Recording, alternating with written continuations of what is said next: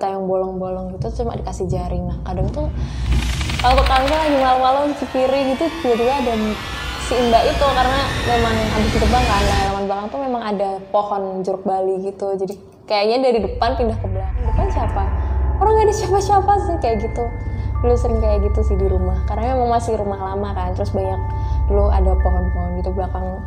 Dulu masih kayak kebun pisang gitu, set masih gak ngubris, terus kok nggak mau kok nggak nengok gitu. Akhirnya aku balik lagi pas mau buka pintu kamar mau masuk ngambil handphone, teman aku yang aku panggil itu keluar dari kamar mandi. Aku langsung, ngapain sampai teriak-teriak, orang baru selesai buang air, dia bilang gitu. Hah? Kacau gitu.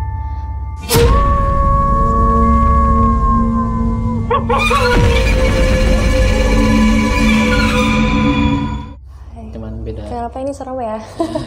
Cuman beda tema. Horor dia mungkin.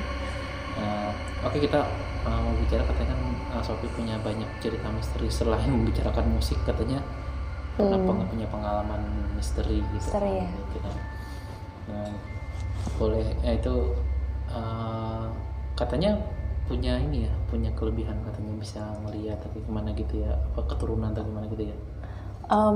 Aku nggak terlalu yakin sih, cuma emang eyang kakung aku dulu tuh kalau panggilannya di daerah aku tuh kayak mbah guru gitu. Cuma aku nggak terlalu yakin aku memang punya kemampuan itu atau enggak, cuma sempet kayak yang sering diliatin gitu. Dulu tuh di rumah emang depan rumah aku tuh ada pohon kantil gede gitu kan, pohon kantil.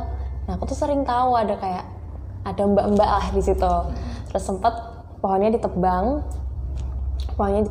terus abis itu di rumah aku ada, jadi belakang tuh rumah eyang tuh kayak masih rumah lama gitu, depannya tuh dibangun rumahku, jadi masih belum jadi gitu. Di tempat cuci piring tuh kayak masih batu bata yang bolong-bolong gitu, cuma dikasih jaring. Nah kadang tuh waktu kalau misalnya lagi malam-malam cuci piring gitu tiba-tiba ada si mbak itu, karena memang habis ditebang kan, di halaman belakang tuh memang ada pohon jeruk bali gitu, jadi kayaknya dari depan pindah ke belakang gitu mbaknya. Dulu sempat kayak gitu sih. Ciri-cirinya kayak gimana mbaknya itu? Si mbaknya tuh mukanya polos, kayak udah polos, jadi flat nggak ada apa-apanya mukanya. Loh, rata dong? Iya. Loh, terus rambutnya?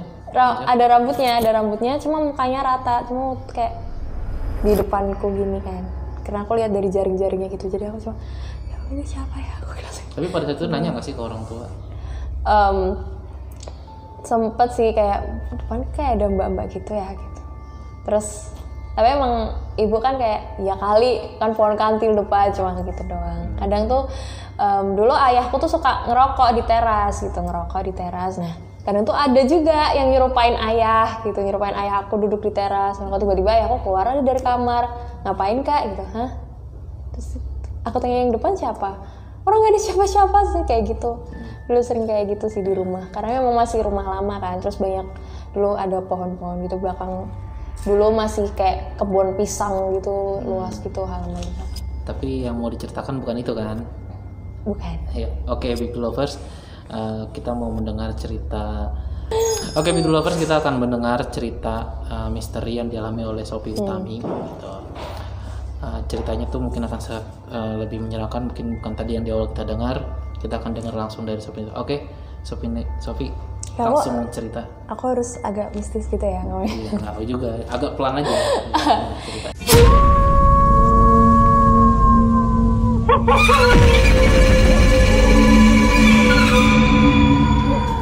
Jadi aku masuk SMA itu tahun 2014. Aku aslinya Ngawi, Jawa Timur, dan aku SMA di Madiun, jadi di luar kota gitu. Akhirnya aku tinggallah di asrama.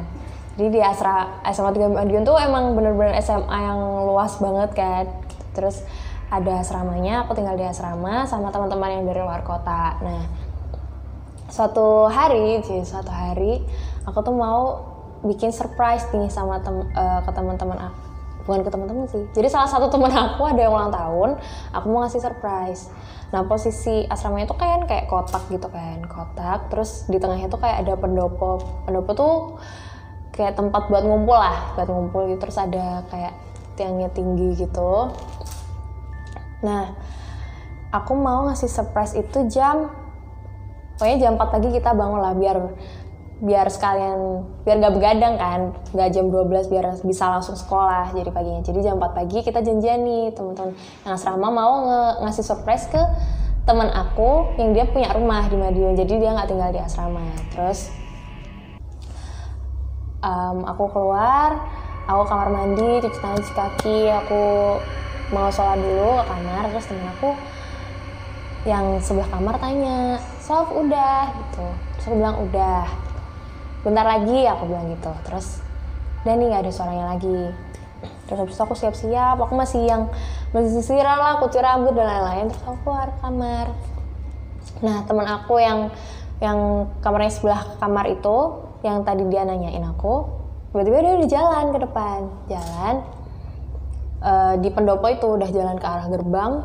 Terus aku panggilin, aku teriakin gitu, tungguin bentar, jangan ditinggal gitu, karena kan naik motor dia, karena aku waktu itu lagi nggak bawa motor, naik motor dia. Aku bilang jangan ditinggal dulu bentar, belum selesai nih, aku masih mau ngambil handphone gitu kan.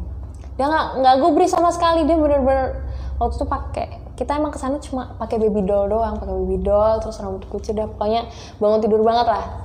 Terus dia jalan, saya masih nggak gubris, terus kok nggak nengok gitu. Akhirnya aku balik lagi, pas mau buka pintu kamar mau masuk ngambil handphone, teman aku yang gue panggil itu keluar dari kamar mandi.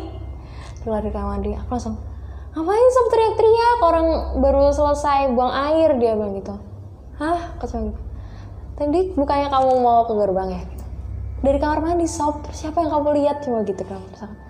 Ya udah nggak jadi. Terus aku biar nggak panik ya, akhirnya aku buka pintu, aku masuk ngambil handphone. Ya udah cepet terus kita udah berangkat. Jadi nggak tahu siapa yang tadi di depan aku panggil, makanya dia nggak nengok, ternyata temen aku masih di kamar mandi. Tapi cerita nggak sih sama teman-teman kamu kejadian ini? Aku cerita, waktu itu aku tanya ke dia, beneran aku tuh tadi lihat kamu mau keluar gerbang. Aku bilang, itu siapa Sob? Emang sempat sih waktu itu kayak temen aku tiba-tiba di atas sering ada suara kayak gitu. Emang pas pas zaman aku, di angkatan aku yang tinggal di asrama tuh nggak terlalu banyak, jadi emang penuhnya cuma di bawah. Nah lantai yang atas itu banyak banget kamar yang kosong dan ada kamar yang rusak dan nggak dipakai kayak gitu. Jadi emang sering kadang ada yang jalan di atas gitu. Itu teman-teman aku tuh, karena teman aku ada yang rumahnya lebih jauh kan, jadi lebih sering di asrama dan kadang dia di asrama sendirian gitu. Pas lagi ngumpul gitu, kemarin pas aku sendiri ada gini gitu. Jadi emang sering banyak suara-suara aneh dan ya gitulah. Tapi di mana, daerah mana itu? Di Madiun. Emang asli Madiun? Aku Ngawi, jadi aku merantau ke Madiun. Oh merantau. Makanya aku di asrama gitu. Oke.